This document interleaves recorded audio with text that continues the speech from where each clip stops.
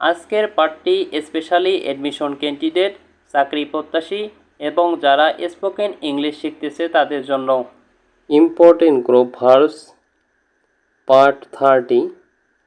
C এর সাধারণ অর্থ হলো দেখা। যখন গ্রুপ ভার্ব হবে তখন এর বিশেষ অর্থ প্রদান করবে। যেমন সি অফ, বিদায় জানানো। I went to the station to see my friend off. See through, বুঝে ফেলা বা আন্দাজ করা। I have seen through his cunning plan. See in, উপলব্ধি করা। Her teacher saw something special in her. See into, তদন্ত করা।